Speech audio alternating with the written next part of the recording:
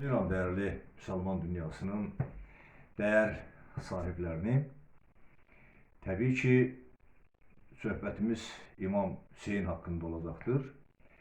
İmam Hüseyin hayatta her bir şeye dikkat yetiren ve her bir varlığa kıymet vermeyi bacaran numunevi bir şəxsiyyət idi ki, onun kıymet verdiği canlılardan biri de kadın idi. İmam Hüseyin'e göre kadın elə bir canlıdır ki, tək olarak ata evində dünyaya göz açır, ər evində qocalır və oğul evində öz ekosuna yola salınır, ilahi varlığın dərgahına.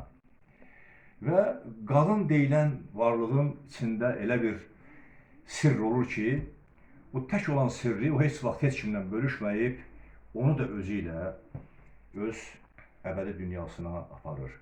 Ve aynı zamanda kadın elə bir sevgi elementlerine maliktir ki, bu sevgi elementleriyle hem öldürmeyi bacarır, hem de ki ölmeyi bacarır.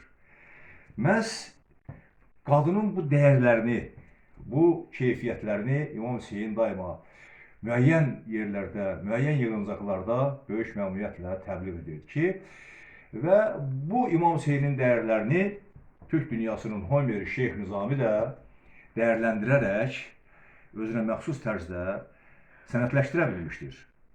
Qaldırdı örtüyü, tapdı yaranı, əyildi bir dəfə, öpdü yaranı.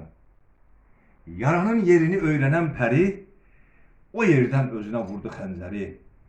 Əhsən bu ölümə, alqış şirinə, öldürən şirinə, ölən şirinə. Məhəbbət yolunda ölüm budur, bax, belədir canana, canı tapşırmaq. Yani kadının ne kadar dəqiq diqqəti sayəsində sevgiyə malik olduğu özdə ruhen, ürəkdən qəlbdən yox, ürək qırılar, qəlb sına bilər. Amma ruhen sevdiği sevgini özü ilə daşımağı dörd dünyanın dördündə də əks etdirən bir varlıqdır. Və eyni zamanda İmam Hüseyin yoxsullara insanlar tərəfindən olunan köməklik, insanın insana etdiği hörməti, köməyi, onun ağır yükünü qaldırıb çiyninə qoymaqlığını böyük məharətlə əks etdirirdi ki, bunu da Şeyx Nizami özünə məxsus dərsdə insan həyatı ilə əks etdirə bilmişdir. Ömür ki 30'dan keçdi bir qədər, qəflətdə dayanıb gözləmək olmaz. 40'a qədər olur həyat nəşəsi, 50'də bitib gedir ömrün həvəsi.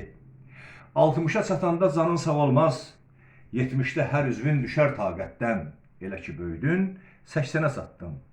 Yetişdin oradan 90'a, bir təhər sürüşüb çatdınsa 100'ə, ey insan, sən yoxsan, diri də görünsən gözə. Yaxşısı budur ki, hörmətlə yaşa, hər an Allahı yad eylə, şəfqətlə yaşa. Xoşbəxtlikdən üzün güləndə bir gün, yoxsula pay verib sevindir onu sən hər gün.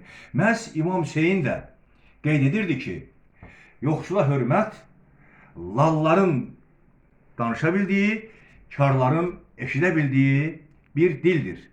İnsanın insana hörməti onun həyatının və əbədi dünyasının ən gözəl və ən dəyərli əlçatmaz bir zirvəsidir. Diqqətə görə çox sağ olun.